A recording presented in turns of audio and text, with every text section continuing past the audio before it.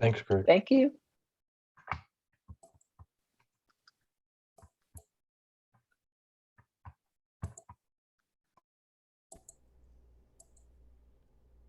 Welcome, everybody. It is so delightful to have you here. And in order to start our time together, Cantor Siegel is going to grace us with a beautiful, mindful song to provide us a transition from wherever we have been and wherever our head and our hearts have been, so we can bring them all together and enter this time and room together. So let's please enjoy hearing Cantor Siegel. Ya lai lai lai lai lai lai lai lai lai lai ya lai lai lai lai lai lai lai lai lai lai ya lai lai lai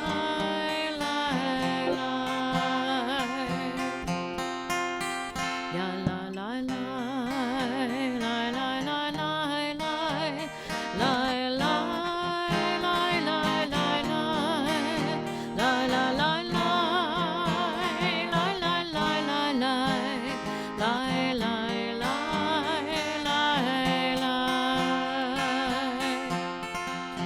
May I be filled with loving kindness.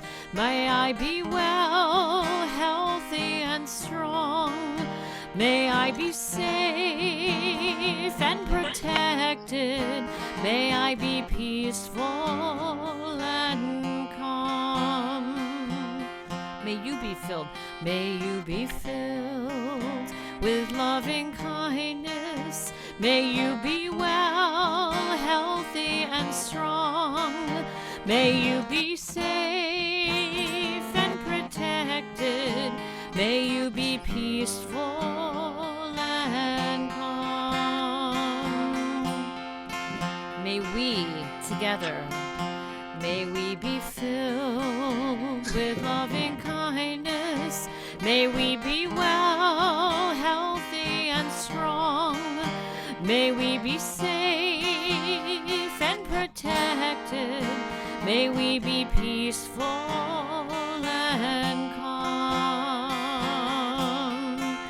Ya la la la la la la la la la la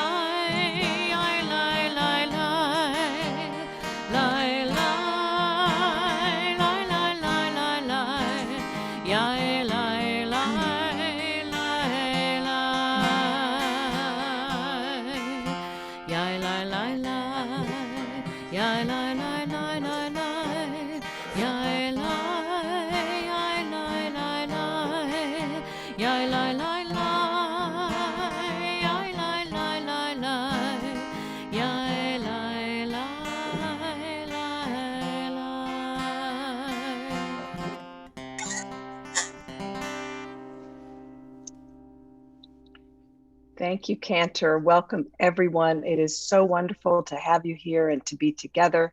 I am Marta Singerman, the leader of the Kavanah Council. Our goal is to live mindful Jewish lives and help others do the same. And we have got a special program tonight. I am so grateful to our wonderful guests and to Cantor Siegel and Rabbi Pomerantz for joining us. They are magnificent clergy who are so supportive of our efforts to provide some additional spiritual offerings. And before we get started, I do want to make sure everyone knows that we are recording this session. We hope to share it with others later, perhaps on the temple website. Not everyone who wanted to be here tonight can attend. So I've had some requests for people who would like to see it later. So please just know that we are recording this session. I just want to mention the way tonight's program will work is after I finish the introductions, Rabbi Pomerantz will offer a short Devar Torah, and then our guests, Scott and Paul, will do a workshop for us on mindful listening with a short practice. There'll be a few minutes for question and answers at the end, and we'll close at 8. So I get to introduce our wonderful guests. Both of them are really busy, and I so appreciate them for volunteering their time tonight. Scott Rogers is a dear friend and founder and director of the Mindfulness in the Law program at the University of Miami. I think it was the first Mindfulness in the Law program in the country.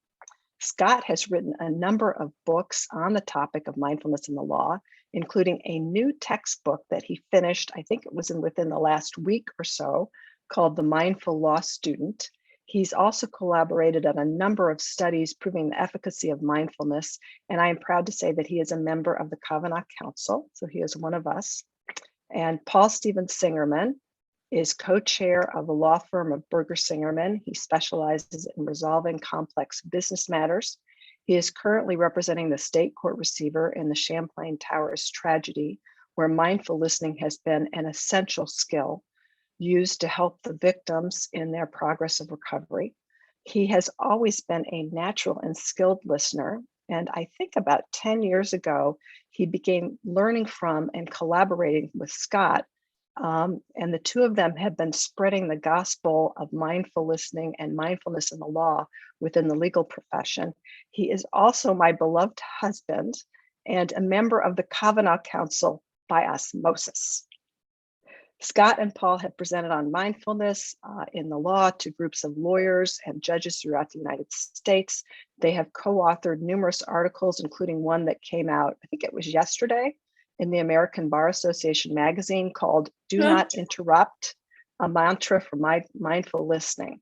So I'm so excited to have them here. And before they get started, Rabbi Pomerantz, would you please offer some words of Torah to ground our practice?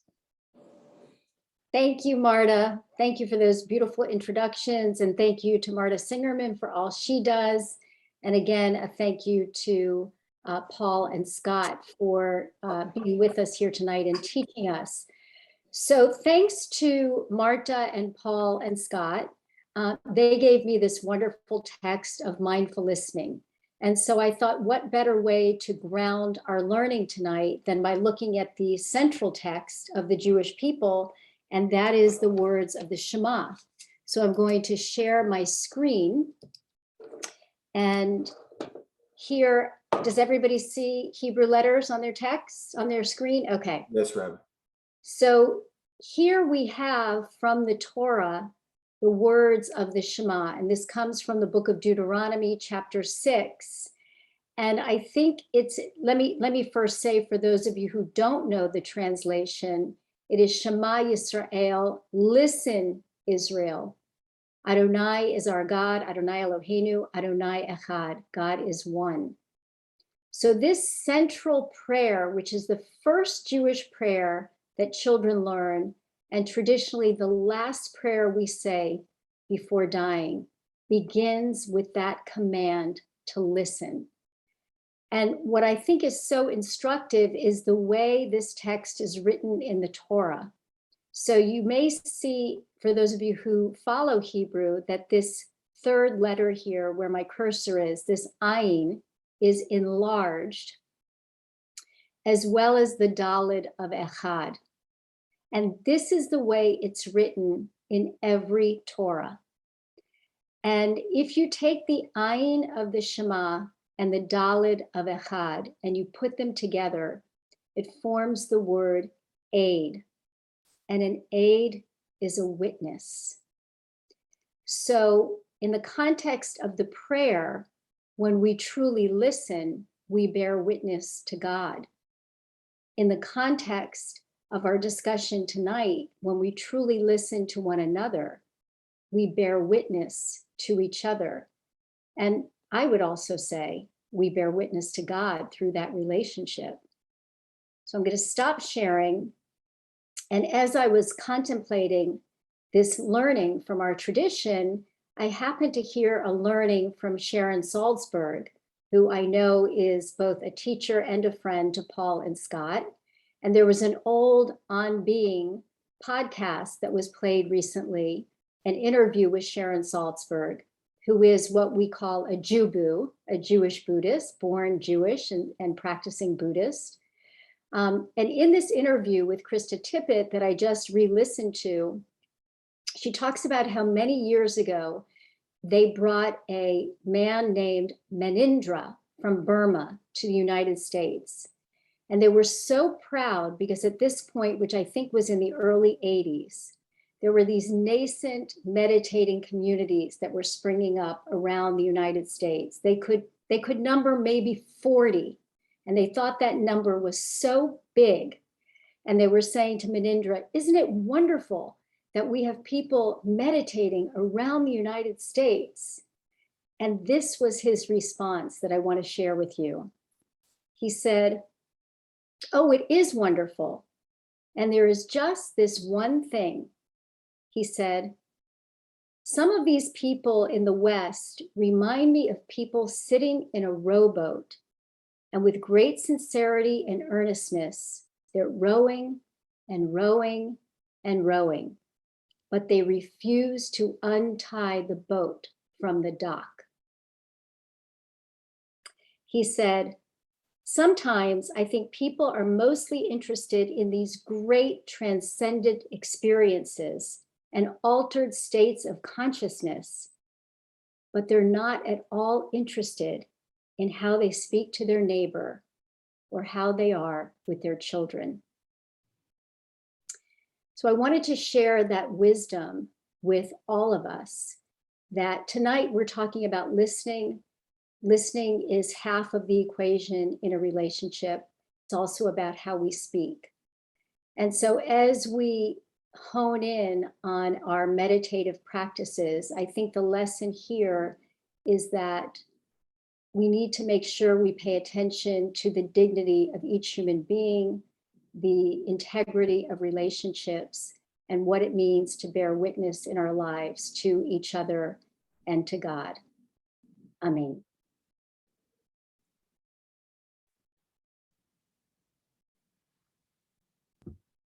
Thank you, Rabbi, so much. And now let's turn it over to Paul and Scott. And we are all ears.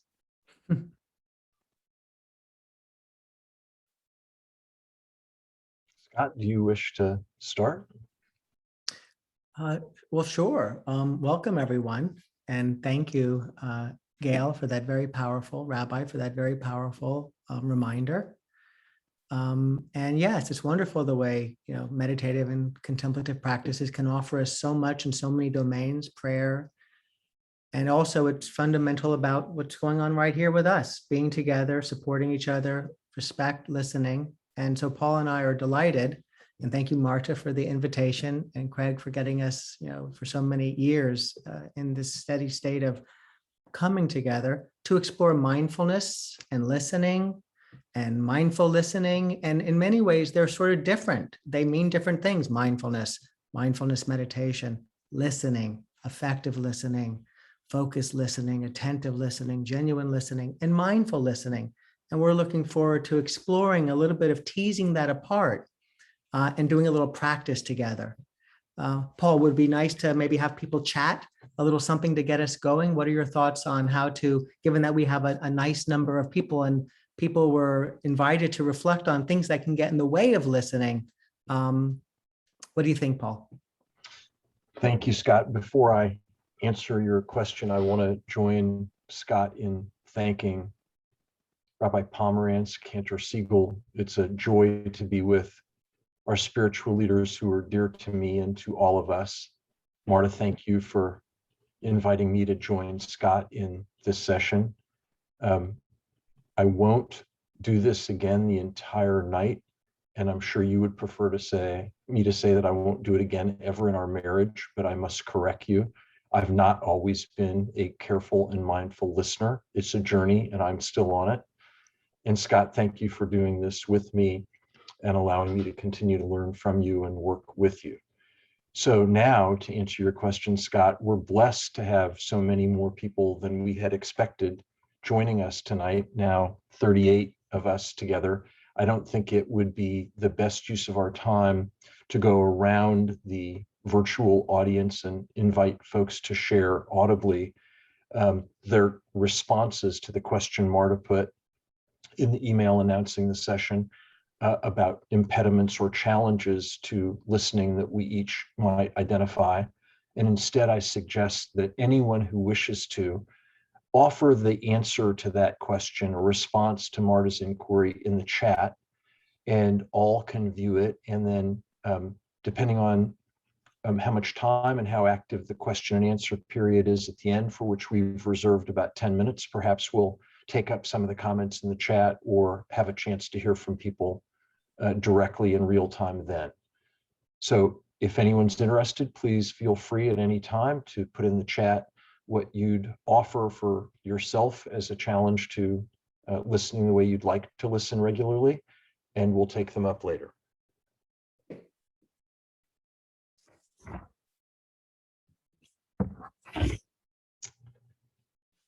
Let's see what we have. Being reactive. That's right. The more reactive we can be in the moment for whatever reason, the more challenging it is to have the steady state to listen. Worrying about how we might respond, right? Thinking about what to come next. If we're doing that, as we'll talk about in a moment, when we do a practice together, that's very insightful. Being impatient.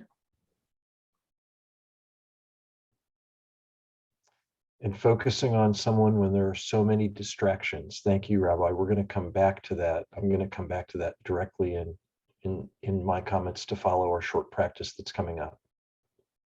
You know, when we feel anxious, you know, these are all sort of interesting things that can get in the way. And part of the mindfulness invitation that we'll touch on is how to have these obstacles actually be cleared away a little bit. Not that we don't feel anxious or not that we're not thinking ahead, but that somehow with a quality of awareness in the ways that we're listening, not just to the other person, because there's someone else to listen to in those moments, that we might see our way through a more effective way of responding. So with that, thank you, Scott, for having preconceived ideas, right? Sort of thinking we know, when how could we really know, and wanting to contribute. Thinking about what comes next. Thank you, Julie. So let's, because this is really fundamental to mindful listening, and the work of our time together in the Kavanah Council, let's do a short practice together and see how this begins to have breadcrumbs that tie this practice to listening, because it may seem like they're far removed from each other. So we bring ourselves, this will be a 3-minute practice. We bring ourselves into a posture that's upright and stable. This will be a typical kind of mindfulness practice that we do on a regular basis as part of the weekly get-togethers. As we lower or close our eyes, whichever you prefer, resting attention on the sensations of the body sitting.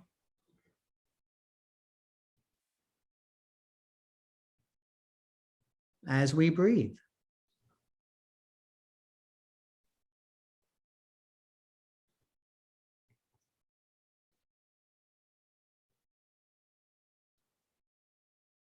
Aware of and noticing the sensations of where our body makes contact with the chair or the cushion beneath us.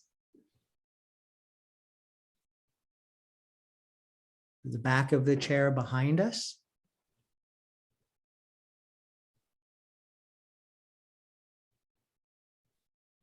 Noticing the sensations arising in and around our hands and fingers and fingertips.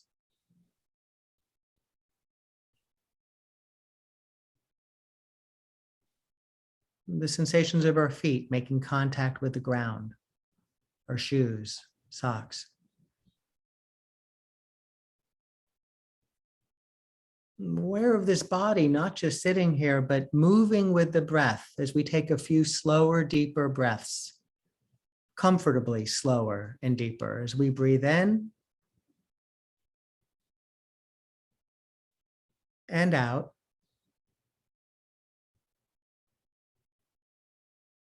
Breathing in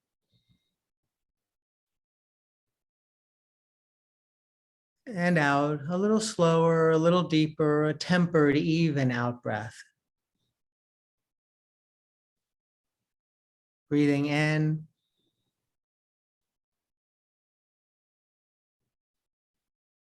and out. And then as our breath resumes its natural pacing and rhythm, whatever that may be in this moment, for the next few moments of this practice, let's attend to the sensations of the breath, anchor ourselves with this rhythmic movement of the body meeting air.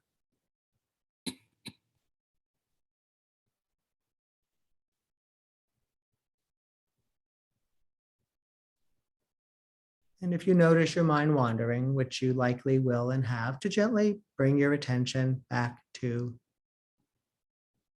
the breath.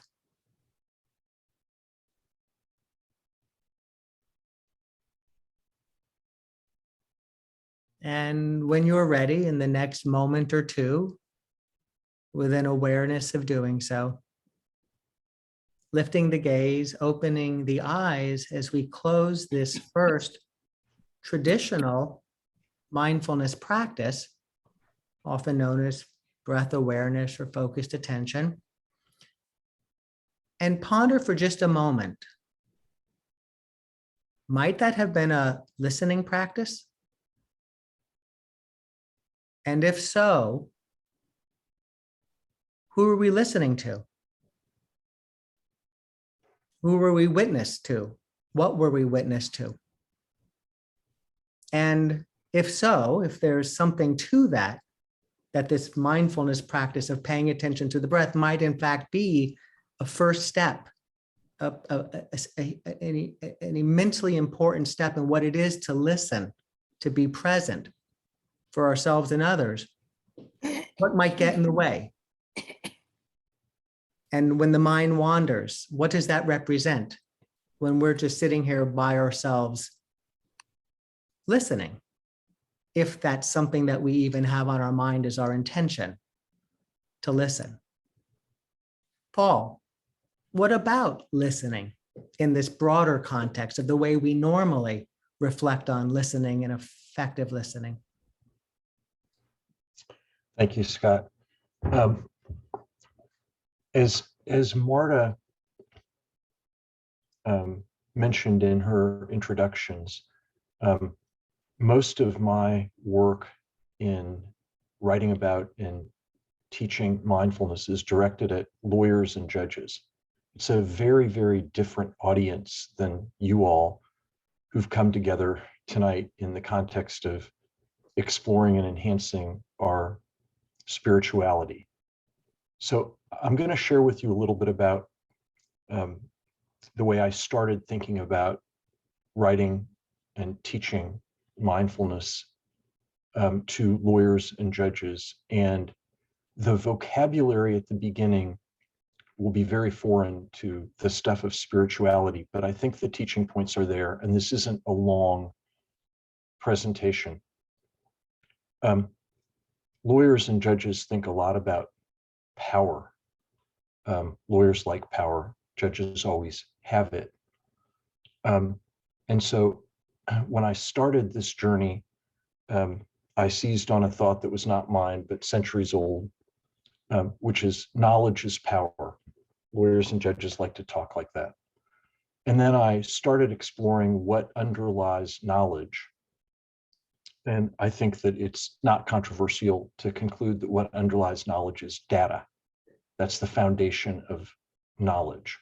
So I started thinking about mindfulness as a metaphor for improving our ability to be better gatherers of data. And then I started thinking about the universe of data falling into three buckets.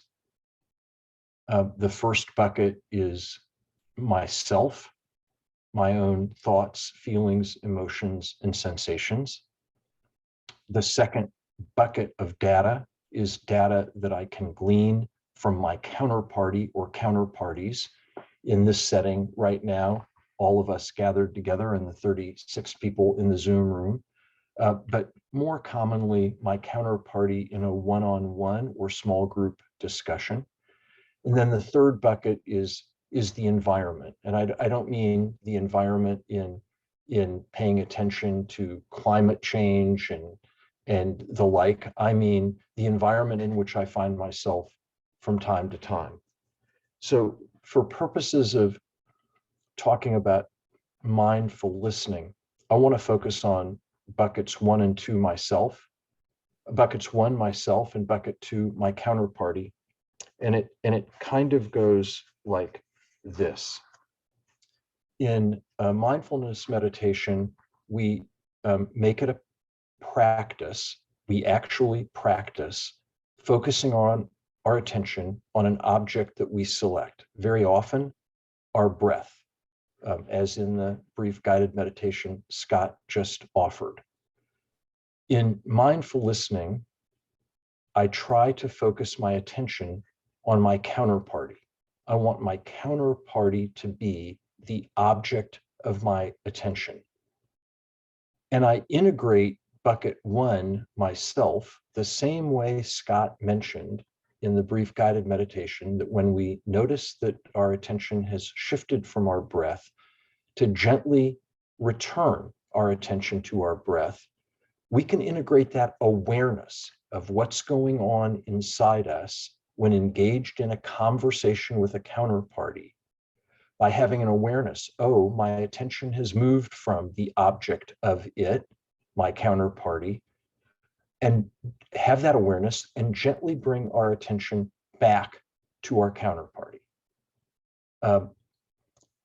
So as I grew up in the legal profession, I observed that lawyers were horrible listeners. And it wasn't accidental. Young lawyers were trained to be horrible lawyers, not purposefully, but by the conduct of more senior lawyers. What possibly do I mean by that? What I mean by that is what Dr. Bill Libman offered in the chat.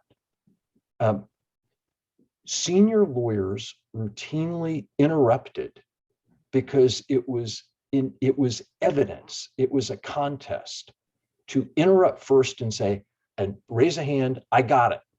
And to tell a client or an opposing counsel or counterparty or co-counsel, you can stop speaking. I already know what you're going to say.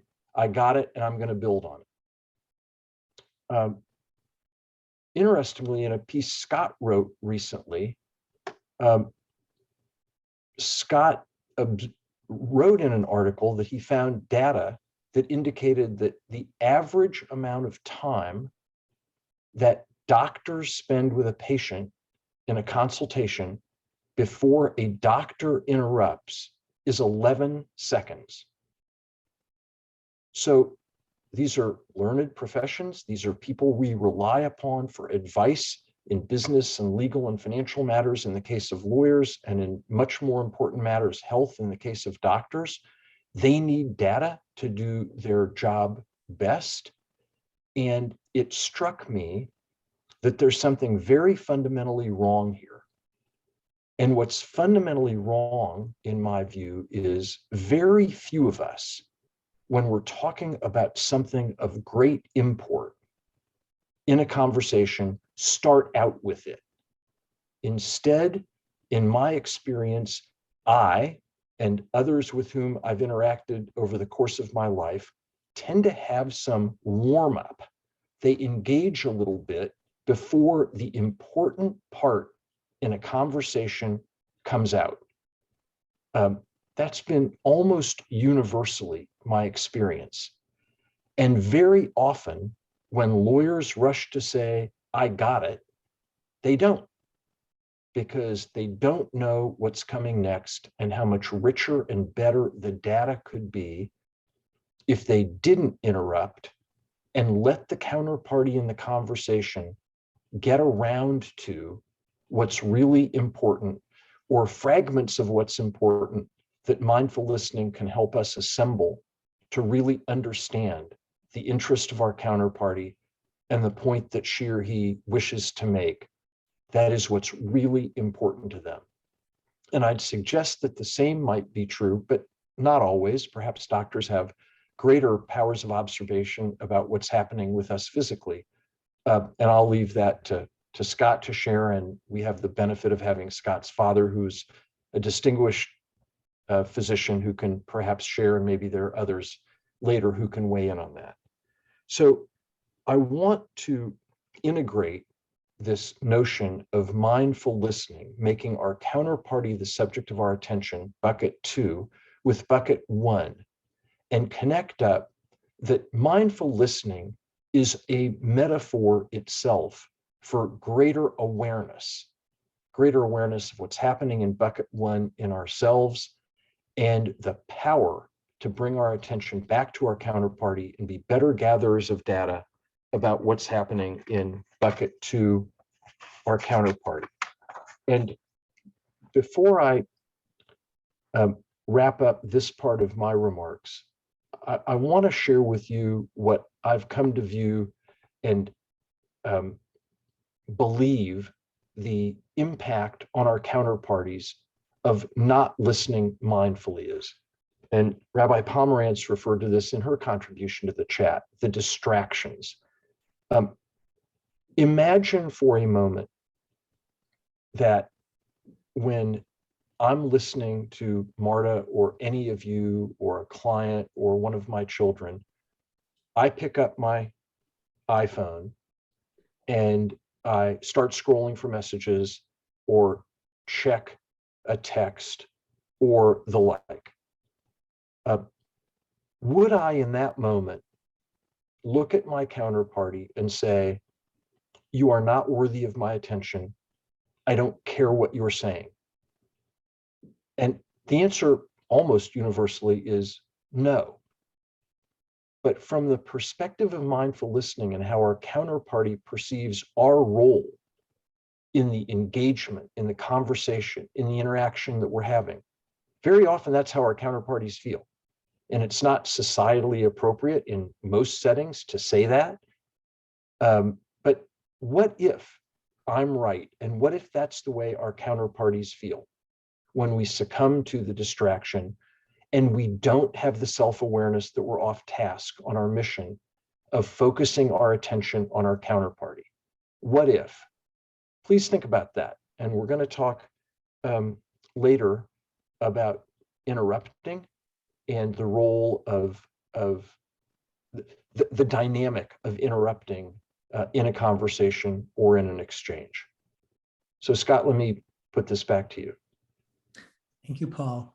And thank you, Paul, for just, when you were talking, it was reminding me of when you've come to the class for so many years and shared mindful listening with students, and the technique that you'll share with everyone in just a few moments that we can take with us as an ongoing opportunity to develop and deepen our listening skills and our mindfulness skills. You know, bear in mind, everyone, if it wasn't clear, that one of the things that Paul said, which was subtle, was that if you're talking to somebody and you're making them the intentional object of your attention, and you have the intention to, if you notice, and when you notice your mind wandering, bring your attention back to them, not only is that a useful way to gather more data from your counterparty, that second bucket, but that is a mindfulness practice. That is a focused attention practice. So if you say, I can't sit and pay attention to my breath and I get too restless or I don't like doing it, don't. Pay attention to the person who you're talking with. And when you notice your mind wandering, bring your attention back, and you are practicing mindfulness. In fact, a more challenging form of practice. It's just more familiar, but it's actually more challenging.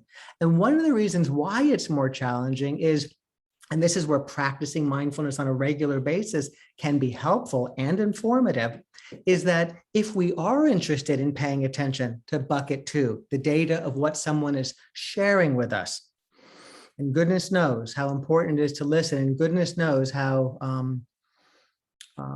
often we don't have the full measure of somebody else's attention, or we offer our own, or even have the time to have that deep conversation, that even if we are keeping our attention on them, and that's the signal, that's what we're interested in, there's noise. And the noise might be from the environment around us, but often, and this is fundamental to mindful listening, the noise is coming within us.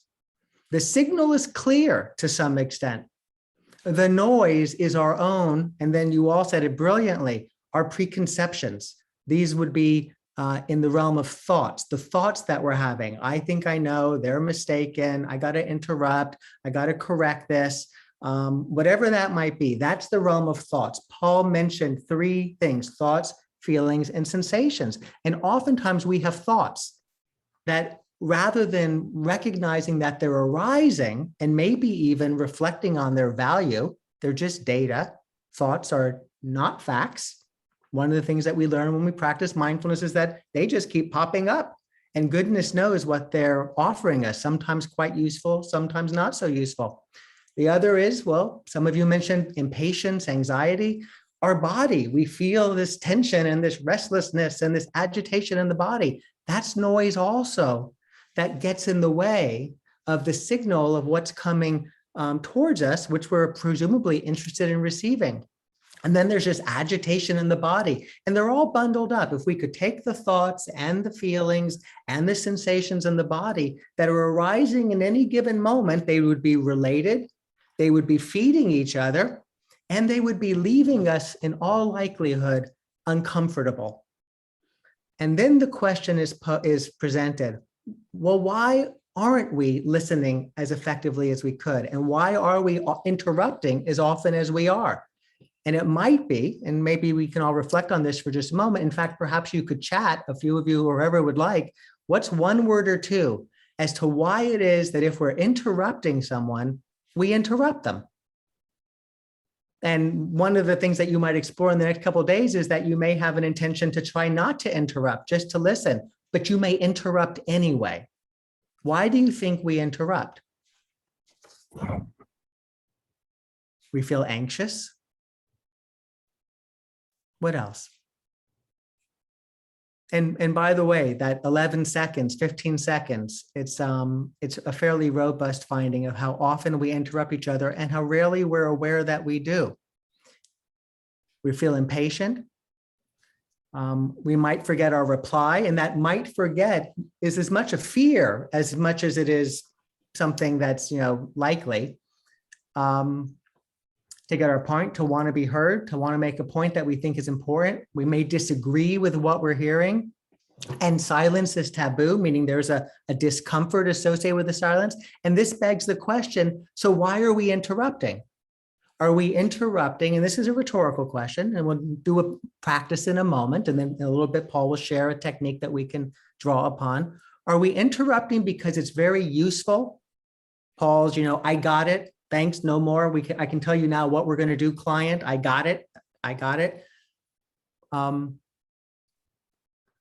Because it's useful, or might we be interrupting so that we can relieve our agitation, that the interrupting itself allows us to feel better, which is secondary to actually being constructive and having a valuable, meaningful, even intimate exchange with another person. How often does somebody say something in a very intimate, important space where we begin to get a little uncomfortable, and so we interrupt, even with the best of intentions and even with wonderful things that we might share? And this is why when we practice mindfulness, whether we call it a mindful listening practice to our own thoughts and feelings, listening to our body, listening to our mind, listening to our hearts, whether we construe it as that, or whether we just see it as a way to settle in and be a little bit more present for our experience, what we're in many ways doing is learning to be a little bit more comfortable and patient with ourselves in the moments that we're uncomfortable. Mindfulness isn't about feeling better, it's about being more aware of what we're feeling and having a little bit more staying power before we engage the impulse, whatever that impulse may be. So we'll do a practice in a moment, and then we'll learn a technique. And there are many, many techniques for effective listening, not mindful listening. Mindful listening is really a way of being present for our experience. And we can do a mindfulness practice, but there's all these techniques. Look the person in the eye, nod, ask questions, why, be curious. These are all wonderful techniques. There's books and books and books. And there's all these different kinds of listening, genuine listening, attentive listening, focused listening, true listening, honest listening. There are all these different approaches. And the piece that somehow might be relevant to us all is because you all probably already have, as we do, tips and techniques. But in the moment when we now want to bring it to bear in that conversation, I'm home with the person that I'm always we're not having as good, smooth a relationship as we'd like. I just should listen a little bit more. That would be helpful. I want to listen. And then when we have that moment to listen, and then we interrupt.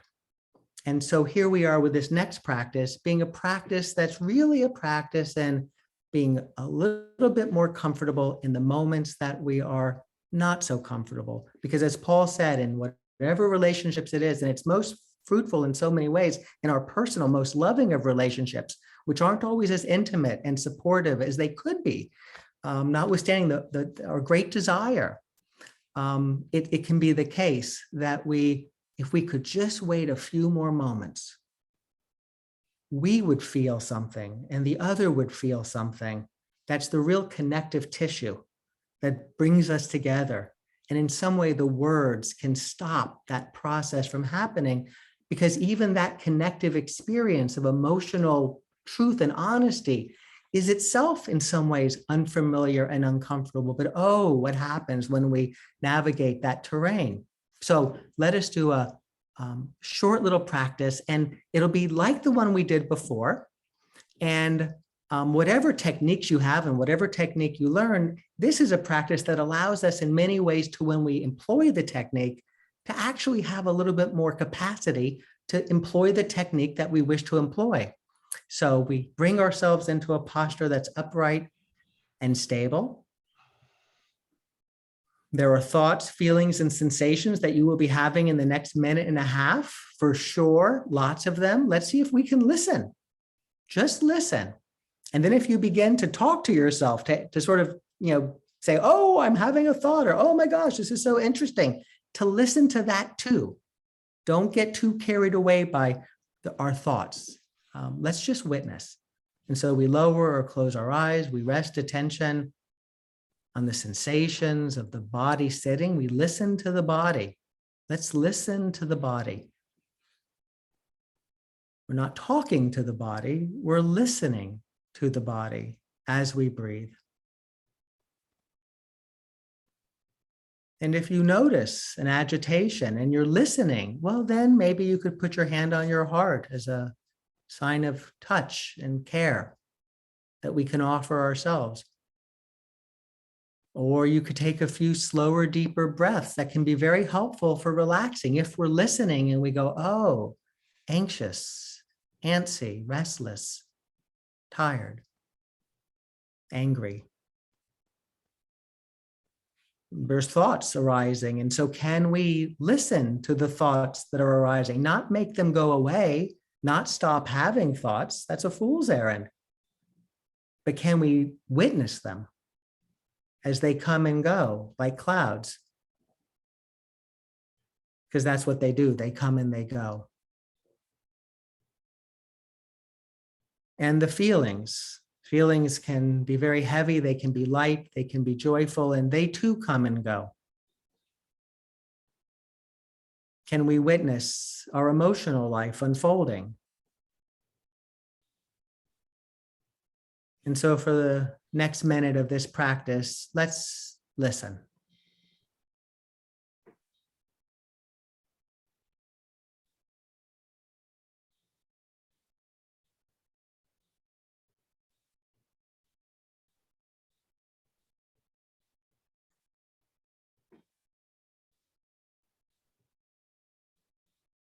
Not just with our ears,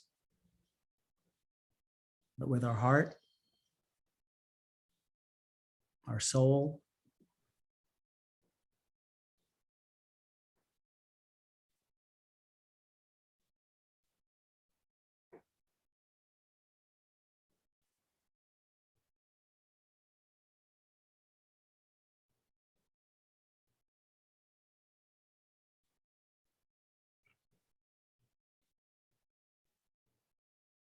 as we breathe. And when you're ready, in the next moment or two, with an awareness of doing so, to lift the gaze, open the eyes. So Paul, what technique might we all reflect on and maybe bring into the next conversations that we have in the days to come? Thank you, Scott. So the technique to which Scott refers is what Scott and I have referred to in a piece to which Marta referred that I think just was published in the past week in one of the American Bar Association publications, and one that I visit with Scott's class about every term when I'm honored by Scott's invitation to come and visit about mindful listening. And it's called the Do Not Interrupt exercise. And it's just what it says. And the challenge is go a day without interrupting. And I will tell you that that proposition is in many respects just like a mindfulness meditation practice. It's very simple to articulate and not easy to execute. So in each of the times I've come to Scott's class, Scott assigns in the week before I come the do not interrupt exercise. And then in the class, we visit about it. And I first want to talk to you about what I call the spectrum of mindful listening. And then I want to share with you a couple of common reactions from Scott's students and see if you find them to be comfortable and experiences that you've had. So on the spectrum of mindful listening, on one side is what I call white knuckle listening, which is utterly a misnomer because there's very little listening involved. And the goal is to simply not interrupt, whether from clenching our fingers together or locking our jaws down or biting our tongues. We measure success by simply not interrupting. And that's the focus of our attention. But if there were an audio meter, we'd win because it wouldn't record our voices interrupting our counterparty.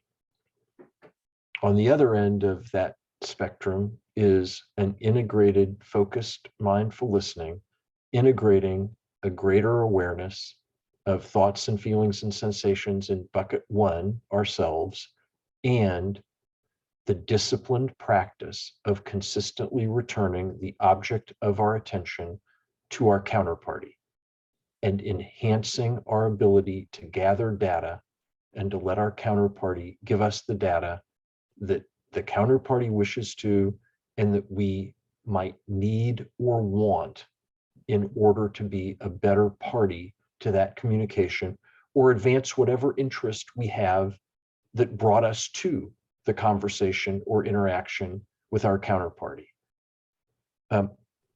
So when we visit with Scott's students, the reactions are fascinating. And Patricia indicated that silence is a taboo in our society in the chat. We've found many, many times, almost every single class, at least a couple of people say that it really agitated the counterparty not to be interrupted. Like, what's wrong? Are you listening? And the answer was, I'm trying very hard to listen and not interrupt. And why are you off put or feeling anxious or awkward that I'm not interrupting you? Wonderful stories about family dinners when there's been actually contention at the lack of interruption by the law student because it's so different from the way the family previously or historically and chronically engages with one another at dinners. I think that if you accept the invitation that I offer you to tomorrow, go a day, try and go a day without interrupting and monitor how much you are interrupting and try and even develop an awareness of when you're interrupting. You'll learn a whole bunch. And you'll learn it, I think, not only from yourself, but from the reaction of your counterparties when you succeed at whatever part of the spectrum you're on, whether it's white knuckle or mindful listening on the opposite end of the spectrum, in how your counterparties react. I think that there's a great deal we can learn from trying this exercise and trying to improve, if that's, in your estimation, a worthy endeavor. Fall back to what I started with. Knowledge is power. The underlying building blocks of knowledge is data. And I will promise you that you will gather more data listening than talking. So I want to make sure that we're saving some time for Q&A, and we're about 9 minutes out. And Scott, I definitely want to refer back to you and allow you to comment on the do not interrupt exercise and your experience with it before we turn to the questions. Okay, terrific. And we're very interested in what you all have to ask. And of course, you can always ask it even after our time together concludes. But as it relates to either the sitting practice, mindful listening and noticing the thoughts, feelings, and sensations and listening to ourselves, importantly, we think, because it's very practical, the do not interrupt instruction. So I'll just add a couple things. One is that do not interrupt instruction is not saying if it's a mindfulness practice, if it's a technique, then the instruction is don't interrupt. Better to say nothing than to be interrupting, right? It's not like we can't have a dialogue with somebody and have a little back and forth, but because we're so prone to interrupt, and because it interferes in ways that we oftentimes are unaware, just as a technique, don't interrupt or interrupt less, however you might play that out. As a mindfulness practice, and this is extremely important, it has nothing to do with whether or not you interrupt. That's sort of irrelevant as a mindfulness practice. As Paul said a few moments ago, can we be aware of the moments when we are about to interrupt? Because it's in that awareness that we actually have a choice of whether or not to interrupt because it's useful, or to catch ourselves because we caught that first bucket of data, the impulse to interrupt in the feelings, or the sensations, or the thought, I gotta interrupt this person and get the record straight, and listen some more. So it's a very dynamic intrapersonal process, which is the mindfulness piece that then facilitates a more effective listening, perhaps. And so with that, we're interested in any questions or comments or observations you have about anything we've been exploring. And Mark, anything before we open it up? No, you go. All right. So I think it would be nice if you certainly can chat your question. We'll look in the chats. And by the way, Craig just put in 3 links to 3 articles that you all might be interested in, which really goes deeper in terms of what we've been sharing with you, so you can go deeper. And I'd like to say, just for the deep love I have for my father and Joan, that the 3rd piece is one that I wrote with my father on mindful listening in the context of physicians and healing. With that, thank you, Dad. Thank you for collaborating with me, and thank you for teaching me the value of listening and its healing value as well. Questions, people, anyone, place them in the chat or just speak and ask your question. We have about 6 minutes, so that would be nice to clarify, perhaps. I have a comment, if it's helpful. Thank you so much for everything everyone has said. Super interesting. As a columnist for 20 years for the Miami Herald, I came to learn that my most interesting stories that I ever wrote were the stories where I really listened to what the person was saying. And very often the story ended up being not what I had originally set out to write. And those were by far the best, because the thing that the person was saying or really wanted to say was more important than my original question. And if I allowed them to do that and allowed the conversation to flow the way they wanted it to, I learned things that I would not have learned had I only either stuck to my questions or not been open to listening. And I didn't know really about this practice at that time, but going back in time and analyzing it, I can see very clearly that it's exactly what you're saying. And it's very effective in a lot of different ways. So thank you so much. You guys have helped me a lot with that. Thank you. Thank you. Other questions, comments? Feel free to disagree.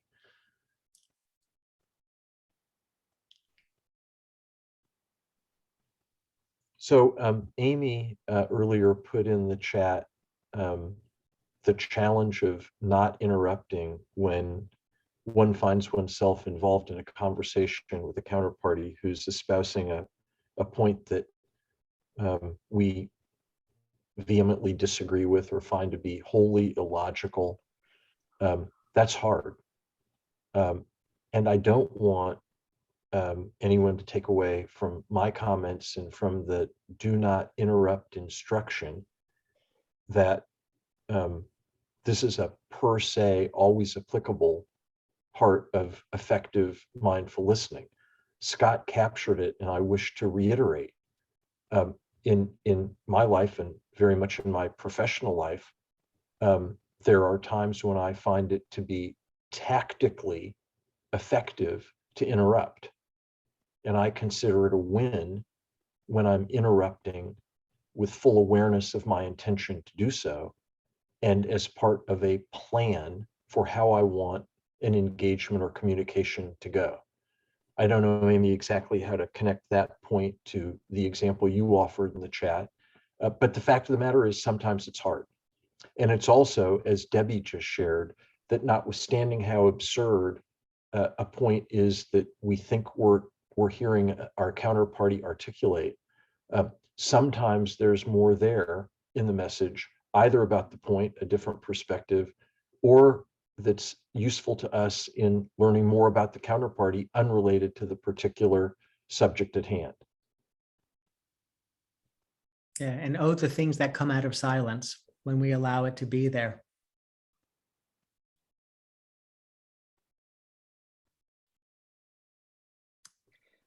I'd actually like you to talk a little bit about the healing power of being listened to. And Paul, will you just talk about what the judge has done in Champlain Towers? I think it's so lovely. Yeah, and it is lovely, Marta, and it's extraordinary. So in the Champlain Towers case, in which, as probably everyone from Florida who's participating, and there are some from out of state, knows, the case of the tragic collapse of a 13-story condominium building at 1:30 in the morning on June 24th, which resulted in the death of 28 souls and much injury, both physical health matters and mental health issues that have resulted from the collapse. And the judge, Michael Hansman, who's presiding over the case, for the first few months after the collapse, at every hearing that was live in court and every Zoom hearing, and we've had hearings nearly every week, and the average number of participants in the weekly hearings is over 240 people, many of them victims and family members of victims, or victims themselves, but people who didn't lose their lives. And after the lawyer part of nearly every hearing, Judge Hansman has opened the proceeding to anyone who wanted to speak in order to allow them to be heard. And that's a dangerous thing, to use the word heard in a mindful listening conversation, because there's a very, very big difference between hearing, which is kind of an involuntary act. We have to affirmatively avoid hearing by cupping our ears or doing something else, and actually listening and having our counterparty be heard from a listening perspective. And sometimes Judge Hansman would let the non-lawyers participating in the hearings go for more than an hour. And he made it a really important part of what he was doing, not to interrupt, to take notes, to try to match in those hours every week for the first few months of the case, who was speaking, and try to recognize the speakers who spoke at a second hearing or a third hearing by name, and to remind them that he listened, and to play back what he learned from them when they shared the first time. I've never seen it in any case that I've been involved in for 39 years. He continues to do it now a little bit less frequently because most of the people who wish to participate have been heard, but he still offers the opportunity. And I think it's been hugely important to these people who have themselves either suffered injuries, who've lost family members, and are still suffering through this unprecedented tragedy.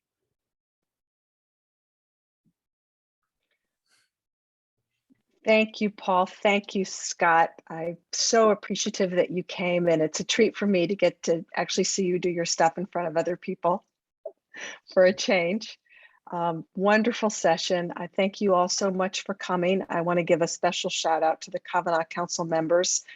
Couldn't do this without you guys, and appreciate you coming and all your support. And need to just put in 2 plugs. We meet for meditation every Tuesday at 7. It's the same link as you have right now. We also practice mindful listening. Many of you come, but those of you who haven't tried it, please just log on. We'd love to have you. It's a wonderful group of people.